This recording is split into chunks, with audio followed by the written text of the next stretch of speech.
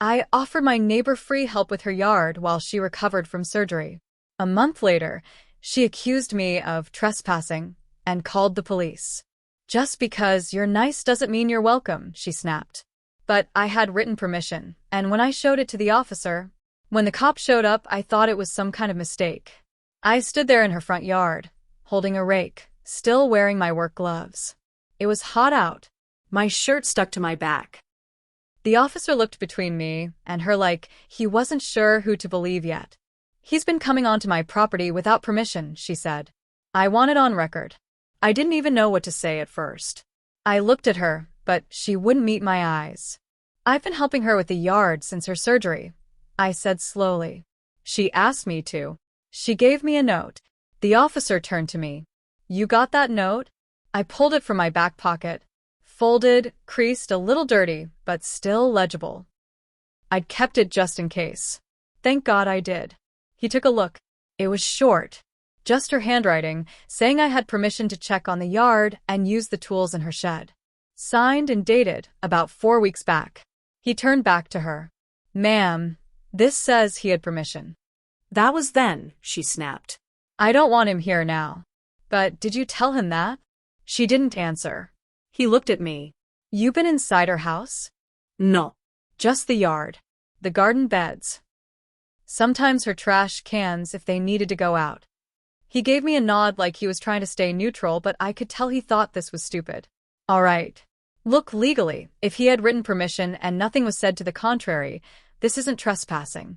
If you want to formally revoke it, you'll need to write that down. She didn't like that. Her jaw was tight. I just want him to leave me alone. I raised both hands a little. Fine. I'm done. I was just trying to help. She looked at me then. Just because you're nice doesn't mean you're welcome. That hit me in the gut harder than I expected. The officer raised an eyebrow but didn't say anything. I stepped off her lawn, took my gloves off slowly, said nothing else. The officer followed me to the sidewalk and quietly said, "Some people, they turn fast. Just let it go." I nodded. I was already trying. Later that day, I saw someone else in her yard, some landscaping company. Full crew. They were trimming, hauling, putting down mulch. All stuff I'd been doing for free. I stood behind my curtain and watched. My tools weren't in her shed anymore. Gone. Next day, one of the neighbors asked, "Hey, you and Ruth have a falling out?" I saw the cops. "Yeah," I said. Apparently helping someone is offensive now. She frowned. Weird. She was telling everyone how grateful she was. Just last week. That's when I got the text. No gritín. No puntuación. Please don't contact me again, no explanation. No thanks. Just that. I just stared at it. For a long time. Then I remembered something I'd seen in her recycling bin a week before, an empty bottle of wine, and another. Then more. I'd thought she had company. Now I wasn't sure. That wasn't the worst of it though. That came 3 days later. 3 days later, I got a knock on my door. It wasn't the cops. It was her daughter. She looked tired. Eyes puffy like she'd been crying or not sleeping much. I'd only met her once, briefly, when she visited around the holidays.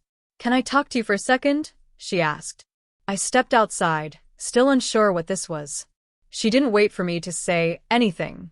"I didn't know she called the police on you. I only found out yesterday." I stayed quiet. I didn't know what she wanted from me. She's been not herself.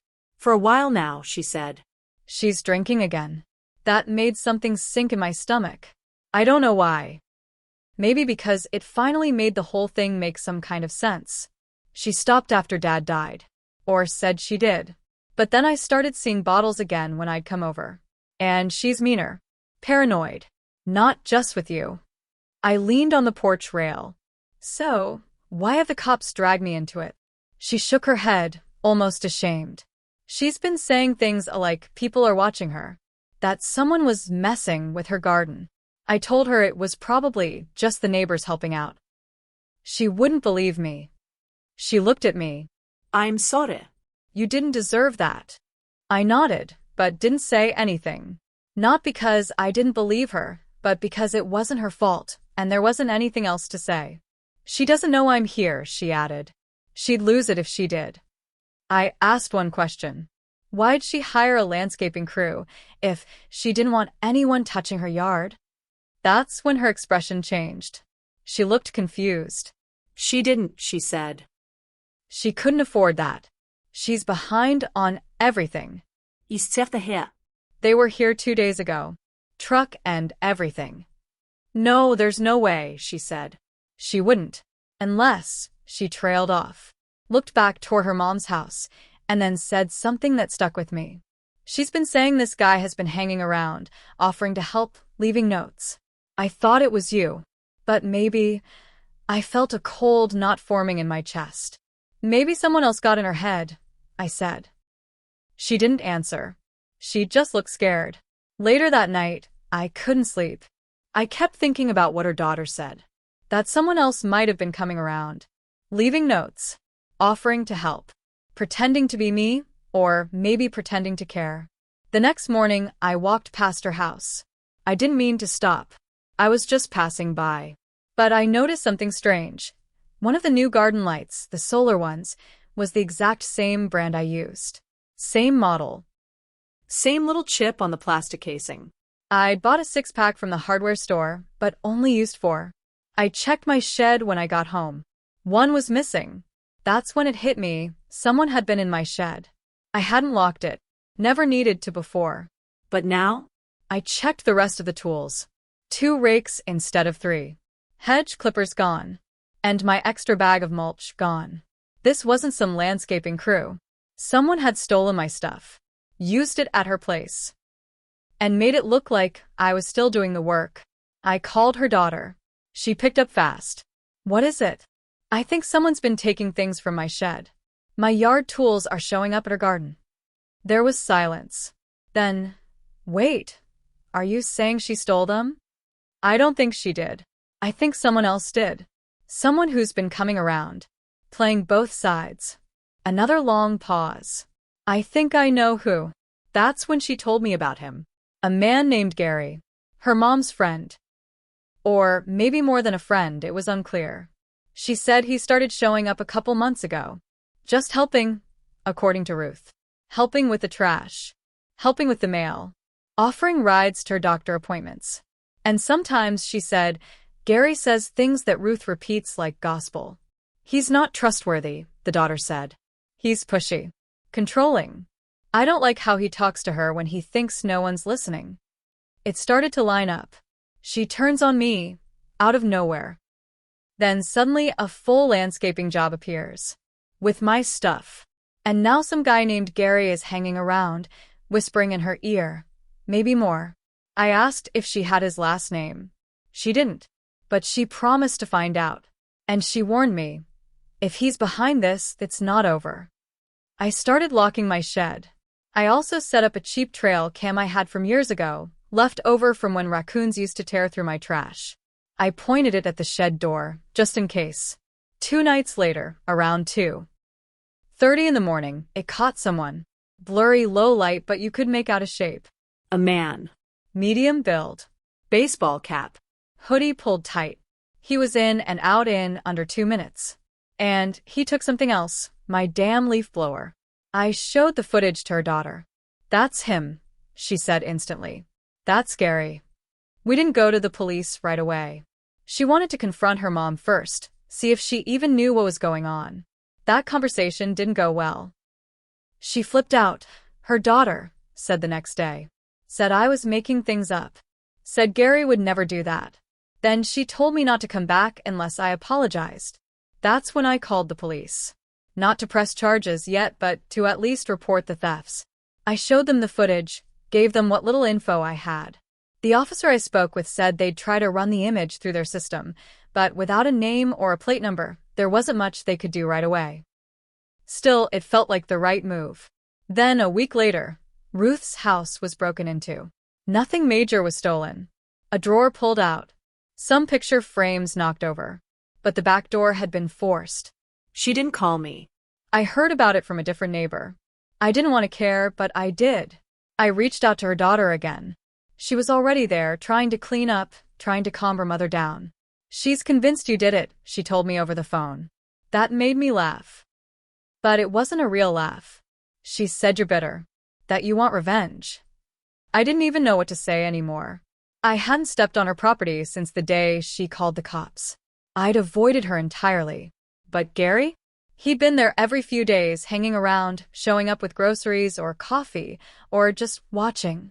She won't hear anything bad about him, her daughter said. It's like he's got some hold on her. Then she added quietly, but I think he's trying to push you into something. Get you angry. Make you slip up. I felt my stomach twist. Because the more I thought about it, the more that sounded exactly right. After that, I didn't do anything right away. I didn't respond. Didn't go near her house. Didn't even check the footage again. I just let things sit. I wanted to see what would happen if I did nothing. 3 days later, Gary showed up at my door. No warning. No call. Just there, standing on my front step, grinning like he was doing me a favor. Hey, he said. Can we talk? I didn't move to open the screen door. He looked down at my porch, then back up at me. I think there's been a little miscommunication. I didn't answer. I know Ruth's been upset, but she's been going through a lot. We both know that. I said, you've been stealing from me. He didn't flinch. Borrowing. Helping her out. You weren't using that stuff anyway, right? That's when I stepped out. Closed the door behind me. You broke into my shed. You made it look like I was still in her yard. You planted my stuff there and let her think I was trespassing. He finally dropped the act. She's fragile, he said. She needed someone who'd handle things. Not confuse her. Not give her mixed signals. Is that what you tell yourself? He leaned a little closer. You think the cops are gonna care? She trusts me. Not you. I could feel the rage burning under my skin, but I didn't let it show. I just stared at him. Let him talk. Don't dig yourself deeper, he said. Let it go. Move on. Then he walked off. Like it was done. The next day, I got a letter. Typed. No return address. Inside was a printed photo of Gary sitting on Ruth's porch, holding my leaf blower, grinning at the camera. It wasn't from my trail cam. On the back, in messy handwriting. You're not crazy. She just doesn't see it yet. I didn't know who sent it, but I knew one thing for sure. Someone else had been watching all along.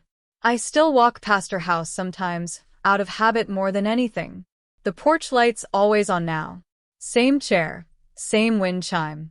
Sometimes I wonder if she ever figured it out, if she ever asked herself why the tools disappeared, why the plants she didn't remember planting were growing in her yard. But I don't expect an apology. I don't even expect the truth. I just keep walking because if I stop too long, I'll start to wonder how many people out there are thanking the wrong person.